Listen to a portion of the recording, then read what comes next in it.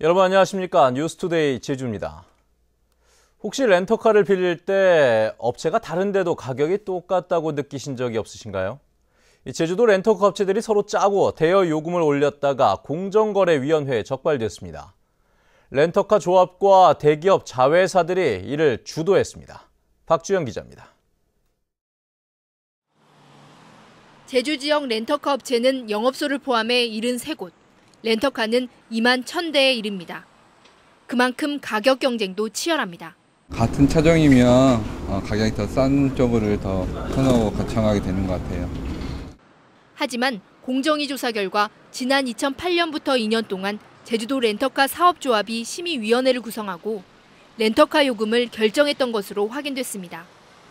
중형 승용차의 경우 5만 9천 원이던 하루 대여료가 6만 5천 원으로, 승합차는 10만 5천 원으로 1년 사이에 10%가량 가격이 올랐습니다. 특히 제주에 영업소를 둔 대기업 자회사인 렌터카 업체 3곳은 조합원이 아니지만 조합심의위원회에 참여해 가격을 주도했던 것으로 드러났습니다. 도에서 요금을 뭐하라고 했겠죠. 그래서 우리도 뭐 저한테 신청을 했는데. 공정위는 렌터카 사업조합의 시정 명령과 함께 과징금 7,300만 원을 부과하고 공정거래법 위반 혐의로 검찰에 고발했습니다. 또 렌터카 업체 7곳도 시정 명령을 내렸습니다. 조합원들이 그 인상된 가격으로 신고를 했기 때문에 소비자들은 그만큼 인상된 가격으로 렌터카를 이용하게 된 것입니다. 70% 이상이 관광객이 이용하는 렌터카 업계의 가격 단합이 관광객들을 피해자로 내몰고 관광도시 제주의 이미지를 훼손했습니다. MBC 뉴스 박주연입니다. 제주도 내 청년 작가들의 등용문이었던 미술대전이 파행을 겪고 있습니다. 미술협회와 예술인총연합회의 갈등 때문인데 좀처럼 간극을 메우기가 쉽지 않아 보입니다. 권혁태 기자의 보도입니다. 1975년부터 제주 미술대전 대상작을 모아놓은 전시회. 제주 미술의 역사를 한눈에 들여다볼 수 있는 한국화와 서양화, 조각 등 다양한 작품들을 선보이고 있습니다. 그러나 당장 올해 미술대전은 반쪽짜리로 전락했습니다. 올해 공모를 마감한 결과 조각은 단 한 작품도 응모하지 않았고 회화와 판화도 아예 없다시피 합니다. 올해부터 전국 공모로 바뀌었다는 점을 고려하면 참담한 수준입니다. 이유는 미술대전 주관을 둘러싼 예술인총연합회와 미술협회의 갈등 때문입니다. 전국에서 예총이 미술대전을 주관하는 곳은 제주와 전남 2곳뿐.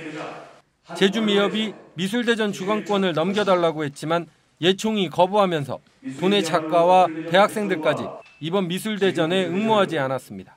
또 예총은 비전문단체이기 때문에 전문단체인 미술협회로 이관을 해야 달라는 겁니다. 함으로 해서 이 미술대전을 어떤 그 공모전으로서의 어떤 위상과 미술대전의 어떤 현대미술의 흐름에 맞게끔 저희들이 혁신안을 마련을 하였습니다. 예총의 입장은 다릅니다. 제주도 미술대전은 크게 미술과 사진, 건축 세 부분으로 나뉩니다. 하지만 미술을 제외하고는 출품수가 적어 미술대전 주관이 각 협회로 넘어갈 경우 사진과 건축 부문이 자생력을 갖기 어렵다는 겁니다. 이관을 하게 되면 건축하고 사진은 대전을 할 수가 없습니다. 그래서 그런 두 개 단체에서 준비할 수 있는 연도, 요거를 각 세 단체에서 합의한 결과가 2016년도거든요. 미술대전의 파행 속에 침체된 도내 예술계가 더 깊은 수렁으로 빠져들지는 않을지 우려됩니다. MBC 뉴스 권혁태입니다. 원희룡 지사가 취임 직후 대규모 개발 사업의 가이드라인을 세우겠다 이렇게 밝혔었죠. 하지만 한쪽에서는 허가 절차가 진행되고 있었습니다. 결국 원희룡 지사가 나서 논란이 일고 있는 개발 사업의 행정 절차를 잠정 중단할 것을 지시했습니다. 현재훈 기자가 보도합니다. 원희룡 제주도지사는 취임 당시 청정자연은 제주 공동체의 중요한 자원이자 미래 세대에 넘겨줘야 할 소중한 공공자산이라며 자연의 가치를 키우겠다는 비전을 제시했습니다. 제주의 청정 환경을 지키는 일은 개발을 뛰어넘는 최우선 가치입니다. 좋은 투자는 적극 유치하되 제주의 가치를 훼손하는 투기 자본과 난개발에는 엄격하고 단호하게 대응하겠습니다. 이에 따라 도시와 환경 분야 전문가 등으로 구성된 TF팀은 대규모 개발 사업에 대한 가이드라인 마련에 착수했습니다. 하지만 카지노와 환경 파괴 논란이 일고 있는 2호 유원지와 뉴오션 타운에 대한 경관 심의가 이뤄지는 등 엇박자 행정이 나타나고 있습니다. 참다 못한 원지사가 개발 사업을 관행적으로 통과시켜줘선 안 된다며 해당 부서를 공개 경고했습니다. 특별히 그 부분에 대한 구체적인 지침이 없었기 때문에 그냥 했는지 모르겠습니다만은 이걸 그냥 경관심의위원회 열어가지고 그냥 방망이 때리고 그냥 도의회에다가 옛날부터 했던 거니까 그냥 올리고 관행적으로 통과시키는 것은 안 된다. 한 발 더 나가 논란이 일고 있는 대규모 개발 사업의 인허가 절차를 잠정 중단하라고 지시했습니다. 개발과 투자 유치와 어떤 그 환경 보존과 이게 충돌되면서 이슈가 돼 있는 부분, 이 부분들은 그동안 다 시끄러웠던 것들입니다. 이런 것들은 당분간 중단을 하셔야 됩니다. 원희룡 도정의 선보전 후개발 원칙이 취임 초부터 혼선을 빚고 있는 가운데 이달 말 나오는 드림타워와 신화 역사공원 개발 사업에 가이드라인이 주목됩니다. MBC 뉴스 현재훈입니다. 한편 원희룡 지사는 어제 기자간담회에서 이지훈 제주시장의 특혜 의혹과 관련해 성의 있게 진실 그대로 다 소명이 되고 책임질 부분이 있으면 응당하게 해야 한다며 객관적인 입장에서 지켜보고 있다고 말했습니다. 이 시장의 거취를 묻는 질문에 대해서 원 지사는 감사위원회의 감사 결과를 지켜보고 있다고 말해 이번 사안과 관련해 아직 직무 정지나 직위 해제를 할 의사가 없다는 뜻을 밝혔습니다. 한 달에 최고 20만 원을 주는 기초연금이 오는 25일부터 지급됩니다. 연금의 지급 액수는 늘었지만 산정 기준이 강화되면서 제주에서는 250여 명이 받던 연금을 못 받게 됐습니다. 김찬년 기자의 보도입니다. 매달 기초노령연금 7만 4천 원을 받아오던 이순민 할아버지. 기초연금 제도 시행을 앞두고 연금이 20만 원으로 늘어날 것으로 기대했지만 받던 연금마저 못 받게 됐습니다. 최근 배우자가 사망하면서 산정 기준이 월 소득액 139만 원이던 부부 가구에서 87만 원 이하인 단독 가구로 바뀌었기 때문입니다. 생활에 좀 많은 타격이 있지만 그거를 갖다가 우리가 국가에서 한다고 그러는데 이 씨처럼 기준이 바뀌거나 재산이 늘어 연금 대상에서 제외된 노인들은 255명이나 됩니다. 국가의 그 회원권 있지 않습니까? 승마, 골프, 요트 회원권을 소유하고도 탈락을 시키는 등 이번 기초연금은 조금 강화된 편이 있어서 255명을 제외하고 기초노령연금을 받던 노인들은 자동으로 기초연금을 받게 됩니다.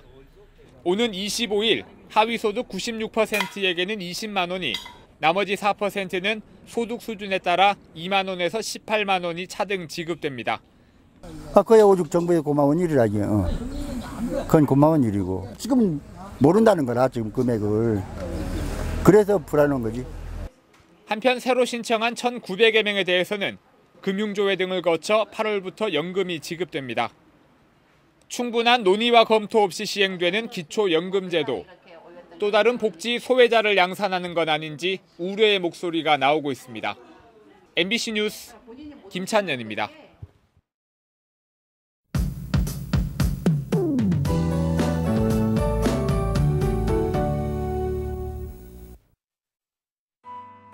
네, 어제 많이 더우셨죠? 오늘도 30도를 넘나드는 불볕더위가 기승을 부리겠습니다. 따라서 한낮 장시간 야외 활동은 되도록 자제하는 편이 좋겠고요. 내일도 하늘에는 가끔 구름만 지나면서 무더운 날씨가 이어지겠습니다. 다음은 자세한 지역별 날씨입니다. 오늘 아침 북부 지역의 기온 24도에서 26도 보이고 있고요. 낮 기온은 31도까지 치솟겠습니다. 현재 한림과 고산의 기온 24도, 대정 25도, 낮 기온은 30도 안팎이 예상됩니다. 네, 남부 지역은 어제와 비슷하거나 조금 높은 기온을 유지하겠고요. 동부 지역의 기온 24도 내외로 출발해서 29도까지 오르겠습니다. 청판하기 현재 기온 20도 나타내고 있습니다. 네, 섬적도 간간히 지나는 구름 사이로 뜨거운 햇볕이 내리쬐면서 낮 기온이 31도까지 오르겠습니다. 해상에는 남쪽 먼바다를 중심으로 물결이 높게 일겠고요. 안개가 짙게 낀 해역이 있어 해상 활동에 주의하셔야겠습니다. 현재 광주를 포함한 일부 공항에 방무가 낀 가운데 그 밖의 공항 흐리거나 대체로 구름 많은 모습입니다. 네, 당분간 30도를 웃도는 무더위가 계속되겠고요. 목요일과 토요일에는 비 소식이 있습니다. 날씨였습니다.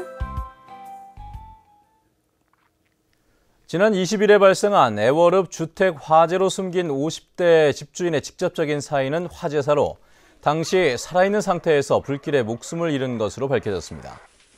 제주 서부경찰서는 아들 34살 문모 씨가 지른 불로 방에서 혼자 잠을 자고 있던 문 씨가 빠져나오지 못해 숨을 거둔 것으로 보고 아들 문 씨에 대해 현주 건조물 방화치사 혐의로 구속영장을 신청할 예정입니다.